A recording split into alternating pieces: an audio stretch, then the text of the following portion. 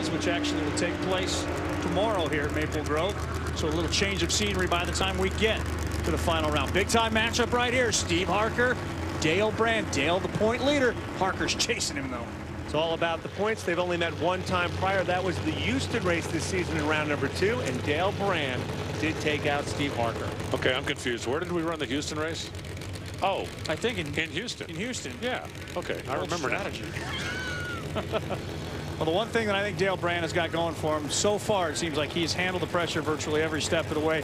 Yeah, he hasn't won maybe a big time round here or there, but it hasn't been for doing something silly at the starting line. He really seems to have his focus right where it needs to be. And as far as reaction times lately, he's done a great job leaving the starting line. Dale Brand and Steve Harker on the performance scale were very close when we left Charlotte. But since then, Steve Harker has really found a little bit of a performance edge. Yes. That machine has definitely stepped up. Keep in mind, Dale Brand had the single to get to this point, tested the racetrack, and it was a failed test. They didn't go very far. If he fails this test, then all of a sudden Steve Harker's going to start believing he can win this championship. We're separated by about 44 points coming into this weekend. Lucas Oil points a little different than the ones they count on the NHRA Mellow Yellow side. But a win here, both drivers will be adding to their national event totals. Oh, Dale Brand has that shaking problem again. Not so for Steve Harker. 5.545, 263. His daughter down on the starting line, and that Speed City on the side of the car is actually her company. Did you know that? I did not know that. How about both drivers just psychic on the reaction timer? You don't think they were pumped up for this one? A 22 to a 24, and that is big time tire shake again for Dale Brand. This time it's going to cost him the race. What that does is it changes the landscape and the alcohol funny car points dramatically. Dale Brand, he's done counting points for this event. It is a semifinal loss. He will add about 11 points to his total, but Harker will have the opportunity to race for the final.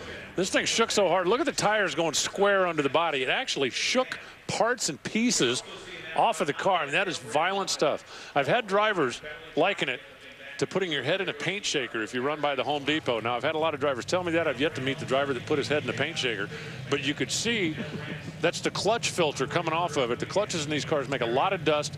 There is a filter that keeps it from getting on a racetrack, and you're going to see it come flying off and rolling across the track right there. It's coming out from the back side of the car. Oh, there it is right there. Yep. That's the clutch filter. Top end of the racetrack, here's John Kernan. Steve, did you know that Dale was having problems over in that other lane? No, I didn't. I never saw him. The car ran pretty good. They always feel a bit faster when it's a bit darker, but it felt pretty nice.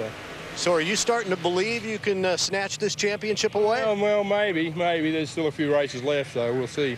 We'll see what happens. That's a pretty good start for the day, for sure, you know, and for Crane Trucking and Cam 2, Leanders, NGK plugs.